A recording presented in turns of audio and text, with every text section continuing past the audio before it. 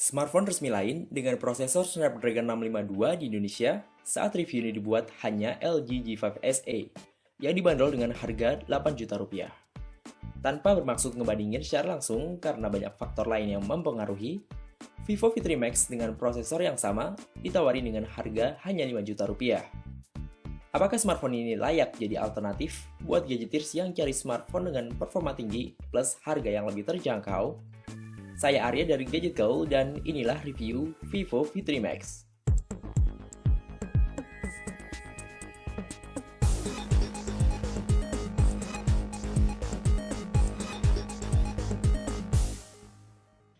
Melihat desainnya, V3 Max ini justru punya tampilan ala smartphone flagship dengan desain metal unibody yang premium.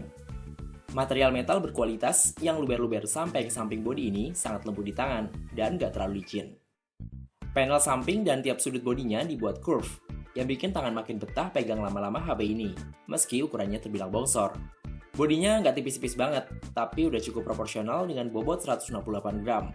Penempatan tombol volume dan juga power di sisi kanan cukup nyaman dijangkau. Lalu di sisi belakang ada sensor sidik jari, yang penempatannya udah cukup pas dengan jari telunjuk. Bagian muka yang didominasi warna putih ini dibuat seminimalis mungkin, dengan 3 tombol kapasitif tanpa lampu di bagian dagunya. Desain V3 Max makin dipercantik dengan layar lengkung 2,5D glass yang nyaman banget buat diusap dari tepi ke tengah layar kayak gini. Slot SIM card di sisi samping kiri bersifat hybrid, yang artinya kamu bisa pakai 2 SIM card tanpa microSD atau 1 SIM card dan 1 microSD. Dengan ML Max, HP ini punya ukuran layar yang lebih besar dari Vivo V3, yaitu 5,5 inci. Nonton video, browsing foto, dan juga nikmatin konten hiburan lain mampu dipresentasikan dengan jernih dan tajam di layar berjenis IPS yang punya kerapatan pixel 401 ppi ini. Saat dipakai di bawah terik sinar matahari, tampilan layarnya masih terlihat cukup jelas. Vivo V3 Max berjalan dengan sistem operasi Android Lollipop 5.1 yang dibalut dengan UI khas Vivo, yaitu FunTouch OS. Sekilas FunTouch OS ini mirip banget sama iOS. Jendela notif bisa ditarik dari atas ke bawah. Tapi di mana sih menu shortcut-nya? Ternyata bisa ditemuin dengan menarik tray dari bawah ke atas kayak gini. Ya, di sini kamu juga bisa ngeliat aplikasi apa aja yang udah dibuka dan bisa nutupnya langsung dengan swipe ke atas. Kalau mau clear all apps, cukup tekan sekali pada tombol speed up di pojok kiri bawah. Kalau pengen nyembunyiin aplikasi, cukup tekan tombol menu dan pilih hide icon. Buat kamu yang hobi gonta-ganti tampilan antar muka, ada banyak tim yang bisa diunduh gratis loh, termasuk tim untuk lock screen-nya. Ada banyak banget fitur smart yang bisa dieksplor di FunTouch OS ini, salah satunya screenshot. Ya, kamu bisa ngambil long screenshot hingga 15 halaman layar dan screenshot dengan berbagai pola yang menarik. Dan nggak ketinggalan, ada juga pilihan buat ngerekam layar dalam bentuk video.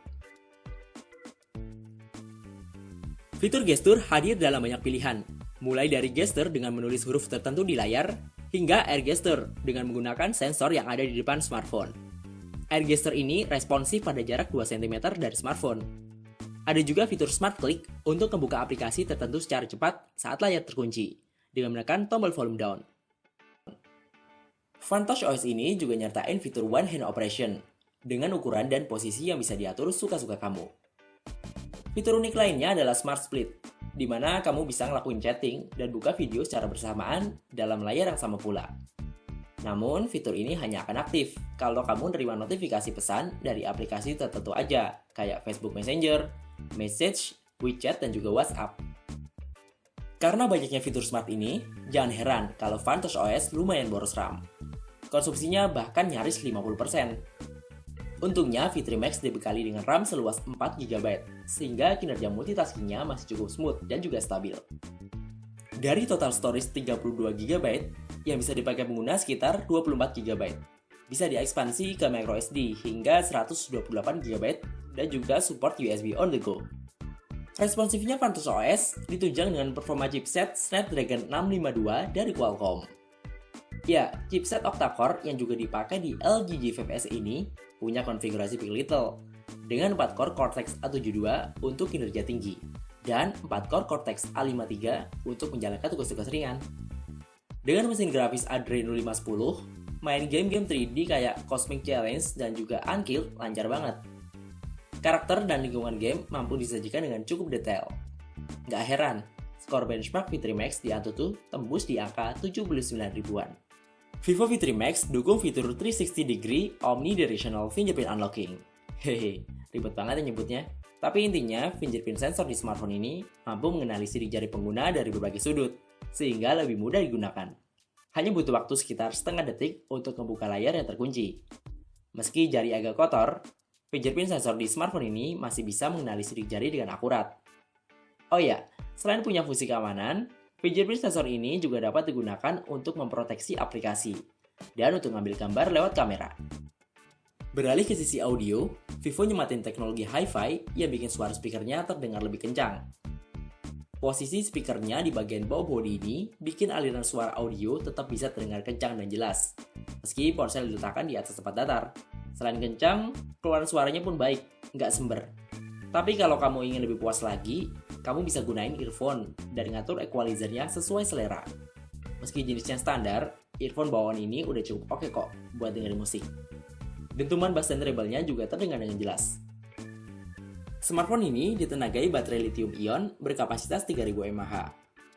Kapasitas segini belum begitu cukup untuk keseharian saya yang nggak bisa lepas dari main game, sosial media, browsing, dan aktivitas online lainnya. Ngecharge full jam 6 pagi, nanti jam 4 sore udah minta dicolok lagi. Info screen on time di sini juga kurang akurat, jadi nggak bisa dijadiin patokan. Untungnya, baterai V3 Max ini udah dukung fitur fast charging dengan dual charging engine, sehingga kamu gak butuh waktu lama buat ngisi daya baterainya. Dari kondisi baterai 5% sampai 80%, hanya butuh waktu sekitar 1 jam pengisian. Dan kalau sampai penuh, butuh waktu sekitar 1 jam 25 menit. Bodi smartphone ini baru mulai terasa hangat setelah 1 jam pengisian. Vivo V3 Max dibekali kamera utama 13 MP dengan buka lensa f2.2. Autofocus berteknologi PDAF ini cukup cepat ngebidik objek. Begitu juga dengan tombol shutter to shutternya. Ada 9 mode kamera yang bisa dipilih sesuai kebutuhan, termasuk mode profesional buat kamu yang ingin atur ISO, exposure, white balance, shutter speed, sampai mode blur. Kamera depannya 8 MP dengan mode beautify yang lebih serius. Fitur ini bakalan lebih sering kepake sama cewek tentunya. Hasil fotonya cukup tajam, warnanya natural, detail objeknya juga mampu ditangkap dengan baik. Di kondisi low light, hasilnya juga masih terbilang bagus, meski noise-nya masih nongol di sana-sini. Yang cukup disayangkan, LED flash-nya kok cuma single tone ya. Baik kamera depan dan belakangnya mampu rekam video Full HD 30 frame per second. Hasilnya, oke lah, pergerakan objeknya terekam cukup smooth. Dengan harga 5 juta rupiah, ada satu hal yang absen di HP ini. Apa itu? Konektivitas NFC atau Near Field Communication. Emang sih, untuk saat ini masih belum banyak dijumpai kegunaan utamanya.